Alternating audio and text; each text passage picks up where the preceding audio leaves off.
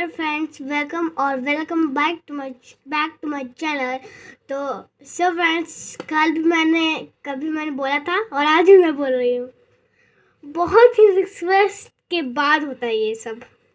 तो अब हम पढ़ना स्टार्ट करते हैं। मेरी बहन पढ़ाती लेकिन फिर मैं बोल देती हूँ। ओके फ्रेंड्स, अब मेरी दीदी स्टार्ट करने वाली, मैं बोल रही हूँ। Counting 1 2 3 start. तो आज हम पढ़ेंगे एंडोप्लाज्मिक रेटिकुलम के बारे में। तो एंडोप्लाज्मिक रेटिकुलम क्या होता है?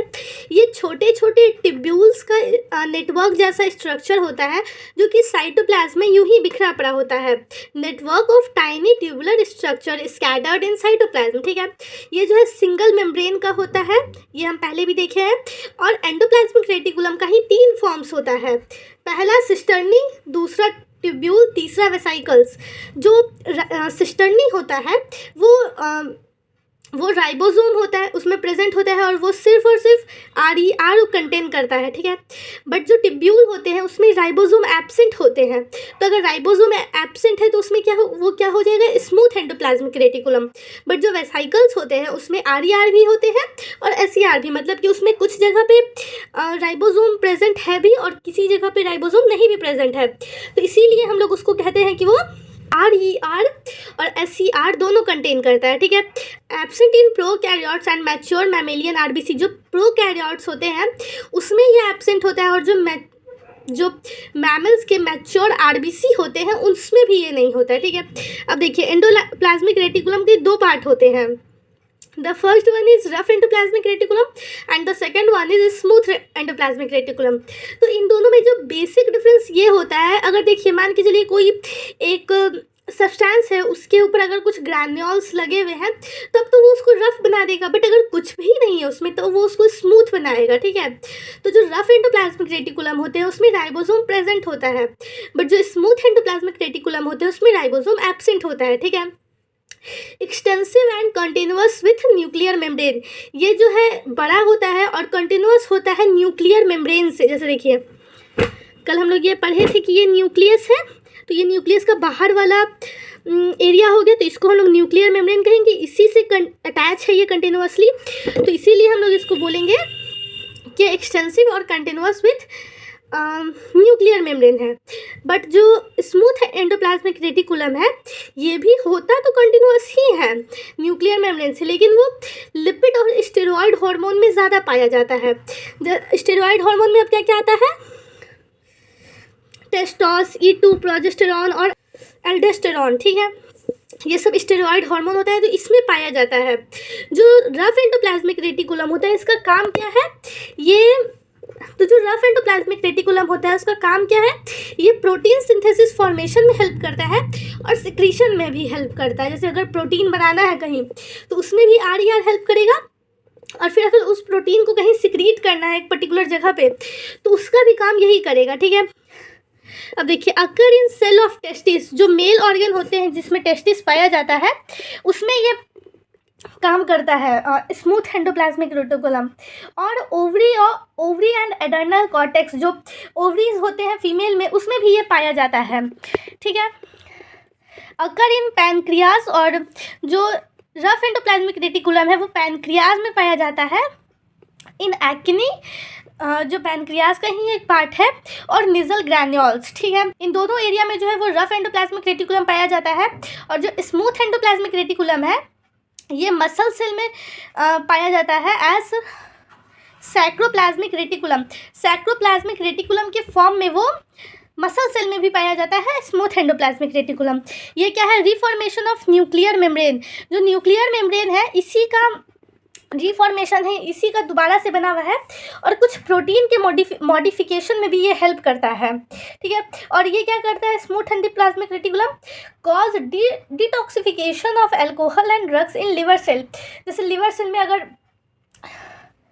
जो व्यक्ति अल्कोहल या ड्रग्स को कंज्यूम करता है तो उसके लिवर को डिटॉक्स करता है, मतलब कि उसके लिवर से अल्कोहल के प्रेजेंस को और ड्रग्स के प्रेजेंस को निकालने का काम भी स्मूथ एंडोप्लाज्मिक रेटिकुलम करते हैं। ठीक है, अब देखिए ये तो हो गया कि जो इसके पहले हम लोग पढ़े स्मूथ एंडोप्लाज्मिक रेटिकुलम और रफ एंडोप्लाज्मिक रेटिकुलम, तो उसका बेसिस क्या था, राइबोसोम प्रेजेंट है या नहीं है।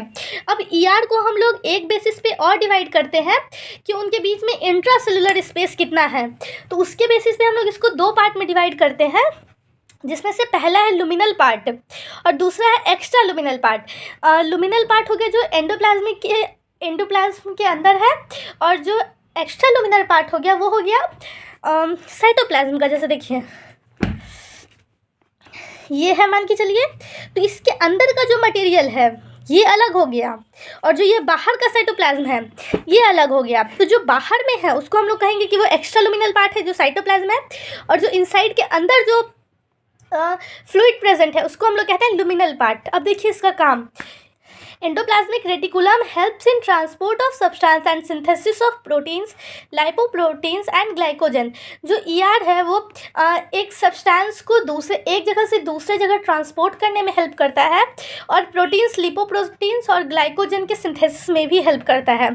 जैसे देखिए ये 40S है, ये 60S का राइबोसोम है, ये यूकैरियोट्स में प्रेजेंट होता है, ये लार्जर सब यूनिट, ये वाला स्मॉलर, यहाँ पे ऐसे ईआर अटैच है। तो इन दोनों को जो अटैच करने का काम करेगा, और फिर जो इससे प्रोटीन बनेगा, एक प्रोटीन बनता है। तो लेकिन इन दोनों को जुड़ने के लिए भी एक प्रोटीन चाहिए, जिसको हम लोग कहते हैं राइबोफोरीन प्रोटीन। ठीक है,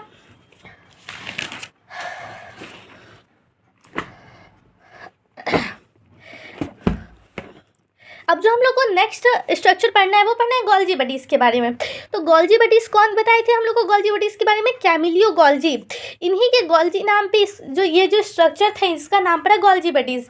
और ये कब दिए थे? ये दिए थे 1898 में। ये जो गोल्जी बडीज़ है ये डेंसली स्टेन है, मतलब कि अगर हम लोग इसको किसी कलर वाले मीडियम में डालते हैं तो ये तुरंत कलर पकड़ लेता है। Many varied number in Golgi buddies. Golgi buddies का जो नंबर है वो अलग अलग ऑर्गेनिज्म में अलग अलग वैरी करता है, मतलब कि the amount of Golgi buddies is not same in all living organism, सब में अलग अलग होता है। ठीक है, ये जो है रेटिकुलर स्ट्रक्चर होता है, नियर न्यूक्लियस के पास होता है, एक दूसरे के पैरेलल होता है। फ्लैट डिस्क शेप सैक्स, जो उसका सैक है जो जिसमें जो गोल्जी बडीज़ है वो डिस्क शेप का लगता है कि सैक जैसा है। देखिए ऐसा डिस्क शेप का है और सैक जैसा बना हुआ है, और ये रेटिकुलर है, ये सब ऐसे एक दूसरे से अटैच है, तो इसलिए हम लोग इसको रेटिकुलर भी कहते हैं। नियर न्यूक्लियस के पास ही है। कंसिस्ट ऑफ यूनिट, कुछ यूनिट से बने रहते हैं जिनको कि हम लोग सिस्टर्नी कहते हैं। जब बहुत सारा सिस्टर्नी मिलता है तब जा करके वो गोल्जी बडीज़ बनाता है। ठीक है, कॉन्सेंट्रिकली अरेंज्ड, जो जैसे ये सर्कल, उसके बाद एक सर्कल, उसके बाद एक सर्कल, तो इस शेप को हम लोग कहते हैं कॉन्सेंट्रिकली अरेंज्ड। तो उसी फॉर्म में ये अरेंज होता है गोल्जी बडीज़। और इसका जो साइज़ है वो 0.5 माइक्रोमीटर से लेकर के 1 माइक्रोमीटर तक वैरी करता है एक सिस्टर्नी में। ठीक है, गोल्जी बडीज़ जो है उसका दो फेस होता है, एक सिस फेस और एक ट्रांस फेस। जो सिस फेस होता है वो कॉन्वेक्स होता है, और जो ट्रांस फेस होता है वो कॉन्केव होता है।